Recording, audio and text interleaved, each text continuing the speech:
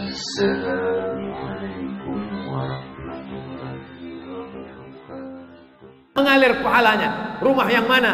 Rumah yang dijadikan rumah tahfiz. Mobil banyak, kalau mati mobilnya dibawa atau tinggal? Tinggal. Rumah mana yang dibawa? Mobil mana yang dibawa? Mobil wakaf anak tahfiz, mobil ambulan wakaf untuk mengantar ibu-ibu hamil ke rumah sakit, bukan ke mall. Itulah yang mengalir kekal abadi.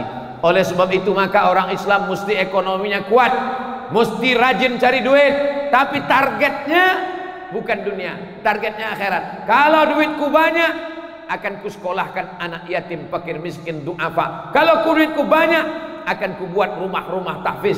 Kalau duitku banyak, inilah yang akan menolong agama Allah. Kami ini udah tua-tua, kami ini generasi yang udah lolita, lolos 50 tahun, jelita, jelang 50 tahun. Malaikat maut sudah dekat. Oleh sebab itu kami ini akan mati menghadap Allah. Tapi saya tak ragu sedikit pun. Banyak orang yang nasihati saya, Ustaz kalau ceramah jangan kuat-kuat kali, nanti putus surat leher itu Pak Ustaz. Ustaz banyak-banyak lah makan sedikit, kurus kali, nanti Ustaz mati. Saya tak takut, tak ragu mati sedikit pun. Karena kalau saya mati, ini yang di depan saya ini akan menggantikan insya Allah. Siap? Tak siap dah. Siap. Dari mulai ujung rambut sampai ke ujung kaki ikut sunnah Nabi. Coba tengok. Pakai sorban, sunnah Nabi. Pakai baju putih, sunnah Nabi. Pakai tasbih, berzikir mengingat Allah Subhanahu wa taala. Maka mereka yang menghidupkan sunnah, ketika umat ini rusak, mereka yang akan menolong agama Allah. Ibu-ibu sudah menolong agama Allah. Ibu tak hafal Quran, ibu tak bisa baca Quran, ibu tidak punya rumah tahfiz Quran, tapi anak ibu, ibu wakafkan untuk agama Allah. Intan surullah, kalau kau tolong agama Allah, yansurkum, Allah akan menolong kamu. Wa yutsabbit aqdamakum, Allah akan mengokohkan kaki kamu ketika orang tak sanggup menghadap Allah, ketika kaki gontai, ketika jantung lemah. Tapi mereka akan mengalir pahala bapak ibu. Itu bedanya anak kandung sama anak orang. Kalau anak kandung tak perlu diucapkannya untuk almarhum. Tapi kalau untuk Abdul Somad mesti kalian sebutkan untuk almarhum Abdul Somad Al-Fatihah. Jangan sekarang, nanti. Tapi kalau untuk mak kandung, untuk ayah kandung, tak perlu kalian ucapkan. Kenapa? Automatically, otomatis sampai. Lalu bagaimana dengan orang yang punya rumah wakaf? Bagaimana dengan orang yang mewakafkan tanah? Bagaimana dengan orang yang mengasih makan tahfiz Quran? Maka mengalir pahalanya. Man sanna fil islami sunnatan hasanatan. Siapa yang membuat tradisi yang baik, membuat rumah tahfiz, membuat pondok pesantren, membuat pendidikan agama Islam, falahu ajruha, dia dapat pahalanya. Wa ajru man amila biha, orang lain yang terinspirasi. Ini acara kita ini terinspirasi orang, ditonton sama orang. Ini kamera-kamera yang banyak ini hidup kan? Streaming kan? Memang kita tidak tablik akbar di Stadion Teladan. Memang yang nonton tidak 200.000 orang. Tapi kalau sudah di-share, maka insya Allah. Gimana? Udah kau share? Sudah. Berapa viewernya? Enggak bertambah-tambah Pak Ustaz. Rupanya paket tak ada. Share lah. Orang bawa kap rumah, orang bawa kap mobil, bawa kap tanah. Kau bawa kap paket aja pun tak mau. Mana mau masuk surga? Saudara yang dimuliakan Allah SWT. Kau wakaf apa? Wakaf tanah, masuk surga. Kau wakaf apa? Wakaf ambulan, masuk surga. Kau wakaf apa? Wakaf internet, masuk surga. Tapi surganya online. Ini amal jariah. Jadikan handphone kita, kamera kita itu menjadi syiar-syiar dakwah. Ibu-ibu yang update siang ini, buat di situ. Wakafkan tanah Anda, rumah Anda, tanah Anda, pulsa Anda, mobil Anda untuk menolong agama Allah SWT. Allah tuh perlu ditolong apa tidak? Oh, ragu. Nanti mau dibilang perlu ditolong berarti Allah lemah. Kalau tak perlu ditolong, kenapa kita mesti menolong? Allah itu maha kaya. Wa huwal ghaniyul hamid. Allah maha kaya lagi maha terpuji. Itu Asmaul Husna itu di atas. Itu Asmaul Husna. Tak percaya? Nanti ya udah habis acara ini, tengok. Untuk sekarang ini tengok sini aja dulu. Enggak. Yang nama terakhir tuh Ar-Rasyidus Sabur. Asmaul Husna itu di atas. Di antara Asmaul Husna, wa huwal ghaniyul hamid. Wa man kafara. Siapa yang kafir, tak mau dia baca Quran, tak mau dia berzikir, Allah maha kaya. Allah tak perlu sebesar upil, tak perlu sekutil mukmin, tak perlu. Lalu siapa yang perlu sama Allah tu? Allah perlu kita atau kita perlu sama Allah? Kita yang perlu sama Allah. Maka sesungguhnya kalau kita tolong rumah tahfiz, kita tolong hamba Allah, sesungguhnya kita sedang waman yashkur fa innama yashkuru li nafsih. Siapa yang bersyukur, siapa yang berterima kasih, bukan untuk Allah. Allah tak perlu. Wa may yanqalib ala aqibai. Siapa yang meninggalkan agama ini, semua dunia ini kafir, fala yadurrallaha syai'a. Allah tak rugi walau sedikit pun. Jadi jangan kita sangka kita menolong agama Allah. Aku yang menolong agama Allah nih, aku yang paling hebat nih, aku yang menghafal Quran nih. Berarti kau Fir'aun. Sikit-sikit aku, sikit-sikit aku, sikit-sikit aku. Jadi kalau ada di Medan ini bilang aku, campakkan ke Sungai Deli. Tenggelam dia macam Fir'aun di Laut Merah. Kita ini mesti berkata kita, bukan aku, tapi kita bersama. Insya Allah yang bersama ini dalam rangka peresmian Masjid Al-Musannif, Rumah Tahfiz Al-Musannif, Rumah Tahfiz An-Nahal, semuanya menjadi saksi kebaikan, semuanya menyaksikan, semuanya akan bercerita, semuanya akan menjadi syiar dakwah. Amin. Cuman baca Quran ini tak sama macam baca koran. Baca koran tak ada bedanya pendek sama panjang. Waspada. Baca panjang, waspada. Tak ada bedanya kan? Tapi kalau baca Quran beda panjang pendek. La in syakartum la azidannakum. Kalau kau bersyukur pasti ku tambah. Tapi kalau lamnya panjang, la in syakartum la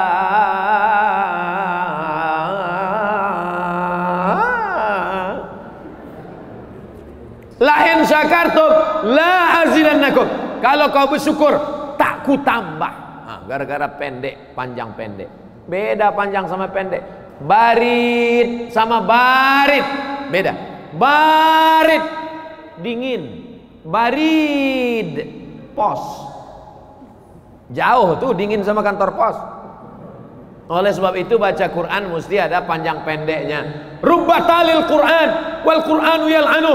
Berapa banyak orang baca Quran dilaknat oleh Quran. Kenapa dilaknat Quran? Karena panjang pendeknya tak betul.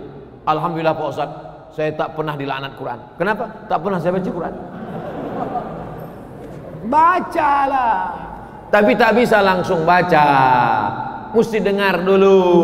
Macam matnya non mati berjumpa dengan qab. Min qab. Ada qalqalah sughra, ada qalqalah kubra. Ya ayyuhalladzi. Ujung lidah di ujung gigi. Ladzi. Waktu kecil-kecil ni lah belajar. Jangan nanti waktu belajar, ibu-ibu letakkan ujung lidah di ujung gigi ya. Allazi. Permisi Pak Ustaz, mau kemana Bu? Jemput gigi ke rumah. Nah, oleh sebab itu maka jangan tersinggung. Mana tahu yang jangan tersinggung. Karena beberapa jamaah tersinggung mendengar pengajian saya, balik ke rumah berkunang-kunang mati. Pertama kali Quran mendengar dulu. Wa idza quri'al Quran, kalau ada orang baca Quran, fastami'u lahu, dengar baik-baik. Wa ansitu, diam, la'allakum turhamun. Tadi waktu qari kita baca Quran, semuanya diam. A'udzubillahi minasyaitonir rajim. Bismillahirrahmanirrahim. Semuanya mendengar. Aku Pak Ustadz payah tidur, kena penyakit insomnia. Tapi kalau udah ada orang ngaji nih, mau tidur aja bawa aku Pak Ustadz. Saudara yang dimuliakan Allah Subhanahu Wa Taala. Level pertama, dengar. Setelah dengar, ikuti mulut guru membaca. Bismillahirrahmanirrahim. Makanya gurunya laki-laki, muridnya laki-laki. Gurunya perempuan, muridnya perempuan. Jangan gurunya laki-laki, muridnya perempuan. Guru gatal. Makanya ada mahram, diajarkan baik-baik. Kalian nanti murid ngajar murid laki-laki. Ada pun anak-anak perempuan ibu, suruh juga dia belajar supaya tidak menjadi fitnah, supaya tidak menjadi isu. Oleh sebab itu maka setelah dengar macam mana bunyi tha, macam mana bunyi wa, macam mana bunyi qa, macam mana bunyi a, macam mana bunyi wa. Dan belajar bahasa Inggris kan? Ada dalam bahasa Inggris huruf shin. Shin ada? Ada, apa pula tak ada? Workshop. Shin. Shopping center. Saya bahasa Inggris nih bisa, cuman di sini ada dosen bahasa Inggris, nanti salah dikasihnya pula nilai. Ada belajar, ada dalam bahasa Inggris huruf tha. Huruf tha ada. Ada health. H-E-A-L-T-H. TH itu dibaca tha. Health. Kota di Australia, Perth. Kau mau kemana? Pes. Pes sakit tikus. Perth. Health. WHO, World Health Organization. Ada tha, ada shin. Tapi dalam bahasa Inggris tak ada huruf po. Ada huruf po. Mana ada? Where are you going? I'm going for Medan. Ada. Tak ada huruf ba. Bahasa Inggris tak ada huruf bad. Makanya bahasa Arab itu disebut dengan lughatul bad. Sadaqallahul azim.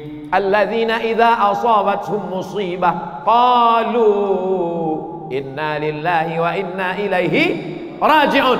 Baca ayat sebelum itu bercerita tentang wa naqsim minal amwali wal anfusi wath thamarat wa basyiri sabat wa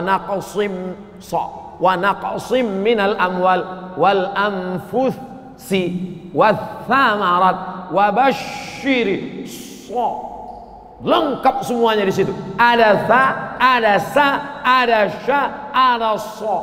Bahasa Indonesia tak ada itu. Kau dari mana tadi? Dengar tausiah Ustaz Somad. Tak apa-apa, tak salah. Tapi kalau udah bahasa Arab, makanya orang membaca Quran itu semua potensi dirinya keluar. A'udzubillahi minasyaitonirrajim. Ini baca a'udzubillahi minasyaiton. Nyebut nama setan aja salah. Setan, kenapa kau tak lari? Nama aku salah kau sebut gitu. A'udzubillahi minasyaitonirrajim. Bismillahirrahmanirrahim. Pegang dada. Tak bergetar dia. Ha kecil. Tapi kalau besar, gosok gigi dulu. Ha kecil itu tak bergetar dia. Macam itik dikejar ayam. Tapi kalau ha besar, bergetar. Itu dikaji. Pertama dengar, setelah dengar baca. La aqulu alif lam mim harf. Kalau waktu habis kasih tahu. Aku tak katakan alif lam mim itu satu huruf. Alif satu huruf, lam satu huruf, mim satu huruf. Setiap huruf dibalas 10 kebaikan. Alif lam mim. Berapa? 30. Maka kalau ada yang tak lancar baca Quran, jangan berkecil hati, karena makin tak lancar makin banyak pahalanya. Yang lancar hurufnya sedikit. Alam nasrah. Tapi yang tak lancar alam. Tapi janganlah tiap hari pula. Waktu baru-baru belajar oke lah. Pertama dengar. Setelah dengar baca. Setelah baca pahami artinya. Coba aku tengok Quran kau. Mana Quran kau sekarang? Pas dibuka Qurannya, Ngalah, Quran mahar nikah tahun 71. Titik ba pun udah dimakan rayap 3. Belilah Quran yang pakai terjemah. Ada Qurannya, ada terjemahnya, berwarna-warni pula. Idgham, ikhfa, gunnah, qalqalah, bila gunnah. Ada terjemahnya, ada Qurannya, ada terjemahnya, ada tajwidnya, ada tafsirnya, ada asbabun nuzulnya. 5 isinya. Harga berapa, Pak? 250.000. Ditawarnya pula 50.000. Datang orang ngetuk pintu. Assalamualaikum, assalamualaikum. Mau apa, Pak? Ini saya nawarkan Quran. Ada 5, ada terjemah, ada tajwid, ada tafsir, ada asbabun nuzul. Berapa, Pak? 250.000. 50.000 ya. Langsung diambil bapak tuh pisau. Untuk apa, Pak? Kau bunuh aja aku. Kau ini menawar apa membunuh? Untuk sepatu 50 juta. Untuk kenapa ini yang menghalangi engkau dari neraka? Bisanya pula kau tawar 250.000. Ada pula orang Quran disimpan di dalam lemari. Quran diletakkan dalam kotak kayu jati, dikunci, masuk ke dalam lemari, dikunci, diletakkan di ruang tamu. Setiap tamu datang menengoklah. Oh, cantik ya. Ini Quran apa nih? Inilah Quran waktu mahar nikah dulu. Semua tamu asal menengok macam menengok kucing. Bukan begitu cara memuliakan Quran. Quran memuliakannya dibaca. Quran itu kalau dibaca bersuara. Ada pula orang Quran baca Quran sekarang tak bersuara. Diam aja. Kok kenapa baca Quran tak bersuara? Ini, Pak, namanya new normal. Apa pula new normal? Baca Quran bersuara. Ada jin-jin yang mendengar bacaan Quran itu. Bisa tak jin itu mendengar bacaan Quran? Bisa. Buka surat Al-Jin juz 29. Qul uhiya ilayya annahu istama'a nafarum minal jin. Ada sekelompok jin mendengar Nabi Muhammad baca Quran. Apa kata jin itu waktu mendengar Nabi baca Quran? Inna sami'na Qur'anan ajaba. Kami dengarkan bacaannya ajaba, ajib, amazing, menakjubkan, luar biasa. Jin-jin mendengar bacaan Quran. Ada jin Islam. Oleh sebab itu maka Al-Quran setelah didengar, dibaca, dipahami maknanya, diamalkan dalam kehidupan. Al-Quran sudah ditulis jadi kaligrafi yang indah luar biasa. Tengoklah ini. Saya dari tadi menengok kaligrafi ini, Masya Allah, kaligrafi luar biasa. Al-Quran dilantunkan dengan suara. Bayati, soba, sika, nahawan, jaharka.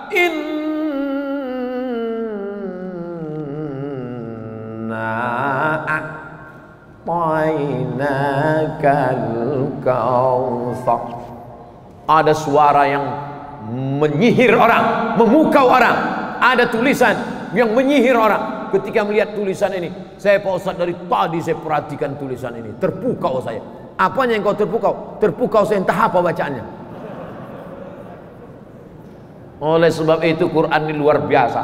Begitu dia ditulis, tangan membuat masuk surga. Begitu dia dibaca, mata mendapatkan rahmat. Begitu dia mendengar, telinga mendapatkan rahmat. Begitu dia dibaca, maka hati menjadi tenang.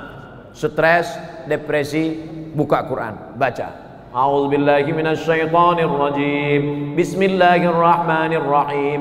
Wa ma Muhammadun illa rasul qad khalat min qablihi ar-rusul afa imma ta'aw qutilan qalabtum ala aqabikum wa man yanqalib ala aqibaihi falan yadurrallaha syai'a wa sayajzillahu syakirin. Mudah-mudahan anak-anak kita menjadi para penghafal Quran. Ada dulu namanya Uni Soviet. Tahu Uni Soviet? Kalau Uni yang satu lagi itu rumah makan. Ini Uni Soviet. Uni Soviet ini artinya Uni Persatuan Soviet, negara-negara yang bersatu menjadi sebuah blok besar namanya Uni Soviet. Lawan dari Uni Soviet ini United States of America, USA. Kalau yang ceramah ini UAS. Jadi Uni Soviet ini terakhir tumbang. Uni Soviet ini komunis, tak ada agama. Kata dia agama itu opium. Nabinya namanya Karl Marx, dilanjutkan oleh Stalin. Agama itu hanya membuat orang menjadi malas, kata dia. Maka tak boleh beragama. Quran dibakar, masjid dihancurkan. Nah, itulah ciri komunis. Mau negara kita jadi komunis? Oh, sebab itu jangan ngantuk-ngantuk. Kalau ngantuk komunis. Nah, lalu akhirnya Soviet ini tumbang. Tumbanglah Soviet ini. Presiden terakhirnya namanya Gorbachev. Siapa namanya? Gorbachev. Ada juga kawan kita dari Jawa Barat namanya Cecep Gorbachev, bukan yang itu. Ini yang Gorbachev asli. Digantikan oleh Boris Yeltsin. Negaranya berubah, tidak lagi Uni Soviet, nama negaranya Rusia. Itulah sekarang yang dipimpin oleh Vladimir Putin. Merdekalah negara-negara yang dulu dijajah Uni Soviet itu. Uzbekistan, Tajikistan, Kirgistan, Afghanistan, Kazakhstan. Pokoknya yang tan itulah ujungnya. Apa yang terjadi? Heran. Apa yang diherankan? Ternyata negara yang dijajah oleh Uni Soviet bertahun-tahun itu lahir penghafal Al-Quran. Di mana mereka ngapal Quran? Sekolah tahfiz Quran tak ada. Ulama-ulama dibunuh, Quran dibakar. Di mana kenapa bisa lahir penghafal Quran? Diteliti. Rupanya anak-anak itu menghafal Quran di bawah rumah. Malam-malam rumah itu digali, semennya dihancurkan, digali pasirnya dibuang, ditutup pakai papan, ditutup pakai karpet di atas. Anak-anak itu menghafal Quran di bawah rumah. Gelap. Karena mereka menghafal Quran bukan nengok Quran, tapi mereka menghafal Quran mendengar suara. Sebagaimana Nabi bisa tak baca Quran? Mana bisa? Nabi buta huruf. Nabi tak bisa baca Quran. Dari mana Nabi bisa ngapal Quran? Nabi tidak ngapal Quran membaca Quran, tapi Nabi mendengar suara. Makanya jangan heran kalau ada anak umur 5 tahun bisa hafal. Dari mana dia baca? Dia tak baca, dia mendengar suara. Nabi mendengar suara Jibril, sahabat mendengar suara Nabi, tabi'in mendengar suara sahabat, tabi'in mendengar suara tabi'in, sampailah ke guru-guru kita. Karena Al-Quran itu bukan tulisan, tapi suara. Alif Lam Mim Shad. Suara. Karena kalau dibaca tak suara, itu kan suara, bukan tulisan. Kalau tulisan alamaso. Alif Lam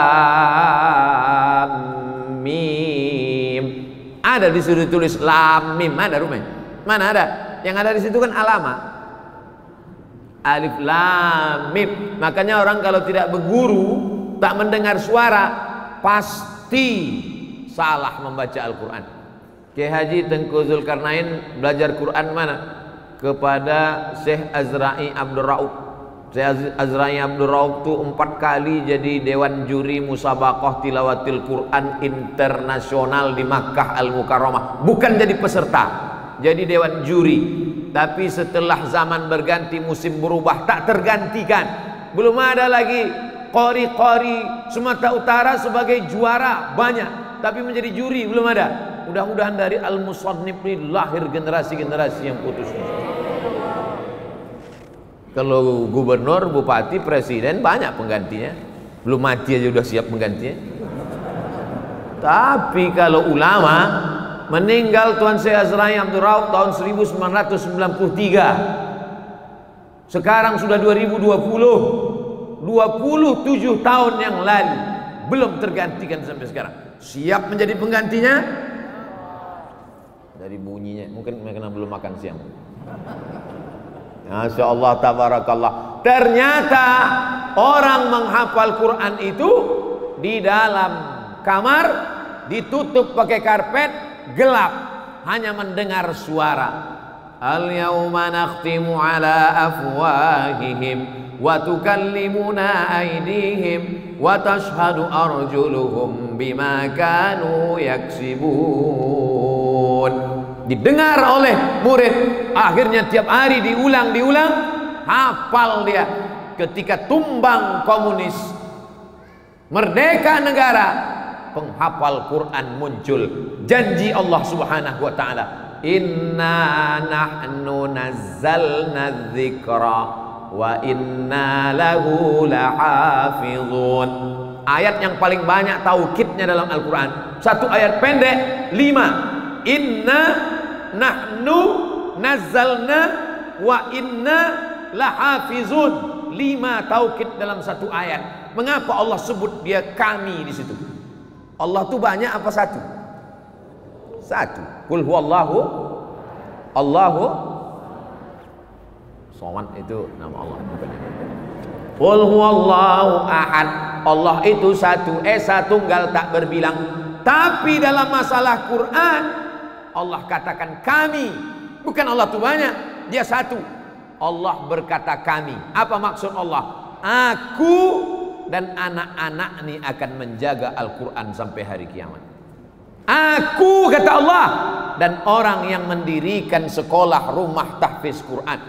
Disandingkan Allah, dia dengan orang-orang yang peduli pada Al-Quran. Abdul Somad masuk? Masuklah. Masa udah 3 tanda tangan tak masuk juga?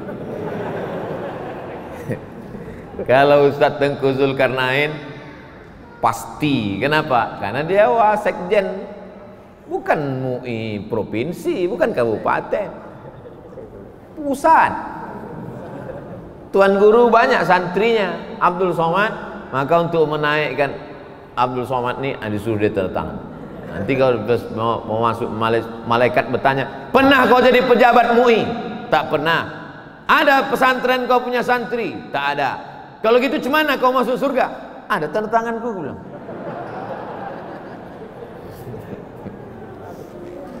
Setuju apa tidak? Banyak yang tak setuju ah. Wah. Oleh sebab itu maka kita punya berperan. Tadi saya sempat terkejut juga mendengar nama sekolah tahfiz Al-Quran An-Nahl. Kenapa An-Nahl pula? Rupanya Gang Tawon. Wah, itu dia. Tawon itu kan An-Nahl. Sempat nama gangnya Gang Semut, An-Namal. Apalah arti sebuah nama? What is in a name? Tapi dalam Islam nama adalah doa. Kenapa tawon?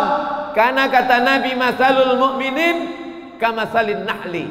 Orang beriman itu macam tawon. Orang beriman itu macam tawon. Kenapa tak dibilang orang beriman macam lembu? Mau dibilang lembu? Kau beriman macam lembu, kau tengok.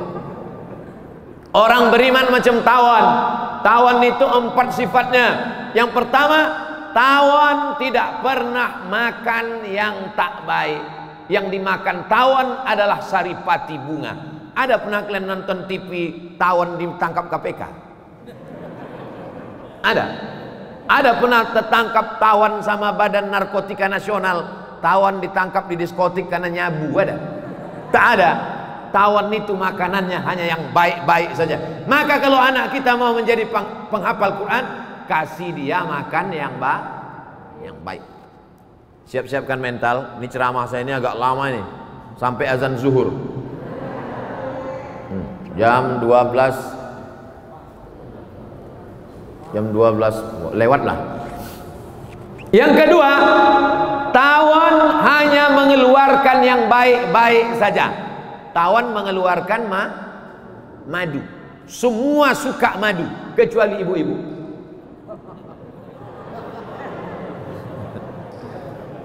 Makanya kalau mau ngetes madu itu asli apa tak asli, bawa ke rumah. Kalau marah ibu itu asli. Tawon hanya mengeluarkan madu, yang lain mengeluarkan kotoran. Satu-satunya yang mau dimakan orang keluar dari perut hewan, itulah dia madu, madu asli. Yang ketiga, tawon tidak pernah hinggap di ranting sampai patah, sampai terbelah. Tak ada. Tawon hanya membuat rumah di batang kayu tualang, lebih besar daripada tiang Masjid Al-Musannif. Disitulah tawon membuat sarang. Pernah kalian tengok tawon hinggap sampai patah ranting? Ada? Tak ada. Kecuali tawonnya sebesar gajah, lalu dia patah. Yang keempat, tawon tidak pernah mengganggu orang. Tapi kalau kau ganggu, sampai ke Sungai Delhi kau dikejarnya. Jangankan di Pondok Gelugur, jangankan di Gelugur bypass, sampai masuk kau ke Sungai Delhi, dikejarnya, ditunggunya kau mengambil nafas. Begitu kau muncul, kepang kepala. Dan tawon nyawanya akan berakhir ketika ekornya yang tajam itu dipakaikannya, apa namanya itu? Sengatan tawon itu di ujung itu kalau sudah dipakainya sekali, dia akan mati. Karena tawon punya prinsip hidup mulia atau mati syahid. Tawon tahu kalau sudah dipakainya itu sekali, maka orang akan mati. Kalau sudah dipakainya sekali, dia pun akan mati. Tapi dia tak takut mati. Gimana? Siap jadi tawon? Tak ada yang takut. Itu sifat orang beriman. Oleh sebab itu maka generasi-generasi ini, benteng terakhir menyelamatkan anak-anak ini adalah tahfiz Al-Quran. Setuju? Yang tak setuju ku kasih tahu sekarang. Ibu sayang sama anak, disuruh dia pergi sekolah, cabut dia, dibelinya lem, dihisapnya lem, error. Ikut dia mabuk sama kawannya, beli sabu-sabu mahal, dibelinya premium, mabuk. Yang satu tuh agak lain mabuknya, mabuk solar. Bisa Bapak Ibu mengontrol anak-anak kita 24 jam di luar rumah? Bisa? Mana bisa? Benteng terakhir adalah pondok pesantren, sekolah tafsir Quran Al-Musannif. Inilah yang akan membentengi anak-anak kita dari narkoba. Amin. Selamat mereka dari lem kambing. Amin. Selamat mereka dari LGBT. Amin. Badan tegap berotot, kumis melintang, nyetop sudako melambai. Hai. Oleh sebab itu maka penyelamat terakhir, sayang sama anak bukan diletakkan di celah ketiak. Sayang sama anak, tinggalkan dia di pondok tahfiz, tinggalkan dia di pondok tahfiz Al-Musannif, tinggalkan dia di rumah tahfiz. Nah, ku tinggalkan kau ke sini. Jangan kau takut, ku kirim kau mie instan sehari 3 kali. Bukan begitu sayangnya, karena inilah yang akan menjadikan dia ini masih kecil-kecil, masih hijau-hijau. Dia ini seperti tanaman, tak bisa langsung dipindahkan ke kebun, mesti disimpan di dalam polybag. Tahu polybag? Kenapa diletakkan di polybag? Karena akan datang wereng memakan daunnya, akan datang ulat memakan pucuknya, akan datang kumbang memakan bunganya. Nih kalian nih banyak yang akan merusak kalian. Datang, kalian ini pucuk-pucuk hijau. Pucuk hijau ini semua mau memakannya. Semua mau makan kalian. Apalagi ulat-ulat. Ulat-ulat tuh suka makan pucuk. Pucuk. Maka kalian dijaga di pondok rumah tahfiz Al-Musannif. Siap? Bilang aja siap. Tapi mereka sudah ngaji. Pas saya tanya siap, insya Allah kata dia. Kenapa? Karena dia belajar dalam surat Al-Kahfi. Wala taqulanna li syai'in inni fa'ilun dzalika ghada. Jangan kau katakan aku akan melakukan itu besok. Illa ayyasha Allah, kecuali atas kehendak Allah. Jadi Bapak Ibu yang dimuliakan Allah, hebat pun komunis itu, kalau penghafal Quran menghafal di dalam rumah, di dalam gelap, ditutup, digali. Maka anak-anakku nanti kalau kalian ngapal Quran enak kalian.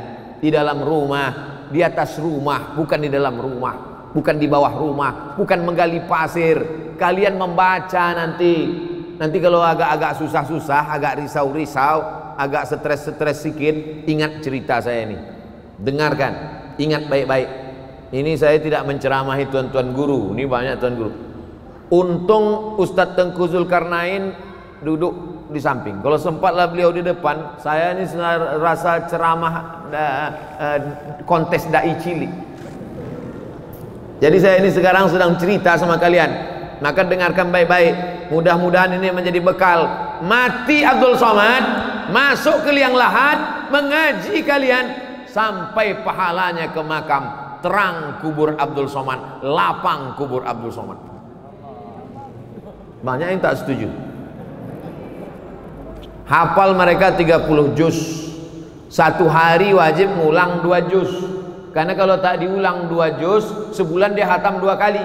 Kalau tak diulang 2 juz, 1 minggu hilang 14 juz. Maka 1 bulan dia hatam 2 kali. 1 tahun dia hatam 24 kali. Ibu yang melahirkannya mendapat aliran pahala tak putus, unlimited edition, 24 kali hatam dalam sebulan. Mau? Masukkan anak sebelum tanggal penutupan berikut ini. Untuk angkatan pertama apa boleh buat taik kambing bulat-bulat?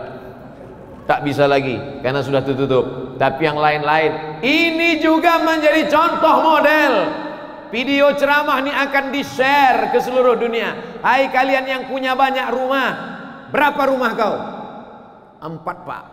Orang rumah tetap 1. Kau wakafkan 1, buat situ rumah tahfiz Quran. Hari ini kita resmikan rumah Pondok Tahfiz Al-Musannif, Pondok Tahfiz An-Nahal. Kita bermimpi di masa akan datang 2020, 2030 akan terwujud rumah tahfiz Al-Musannif 1, Al-Musannif 2, Al-Musannif 3, Al-Musannif 4 sampai Al-Musannif 1000 dari Sabang sampai Papua insyaallah. Siapa yang buat Pak Ustaz? Kalian lah. Tamat kalian. Habis itu nanti masuk SMP, SMA, kuliah, S1, S2, S3, S-Cendol, S-Teler, Profesor, Doktor. Habis itu berhasil kalian. Cita-cita pertama sebelum mati, buat rumah tahfiz, buat rumah tahfiz, buat rumah tahfiz, buat rumah tahfiz. Menggurita dia, semakin banyak dia, maka selamatlah Medan, selamatlah Sumatera Utara. Sumatera Utara akan tetap menjadi baldatun thayyibatun wa rabbun ghafur. Tapi kalau tidak, kau dari mana kata orang? Dari Medan. Hah, Medan, masuklah engkau dalam api neraka kata dia. Dia. Tapi ketika dia tahu dari mana? Medan. Oh, yang ada sekolah tahfiz Al-Musannif itu ya. Oh, yang ada pondok tahfiz An-Nahal itu ya. Oh, yang anaknya berprestasi menang juara 1 di Makkah itu ya. Dari mana kau? Dari Medan. Bangga kita. Bangga apa tak bangga? Bangga. Bapak ibu yang punya duit banyak, rumah megah mewah, kalau mati meninggal dunia, rumahnya dibawa mati apa tinggal? Tinggal, diambil sama ahli waris. Tapi ada rumah yang tetap kekal abadi.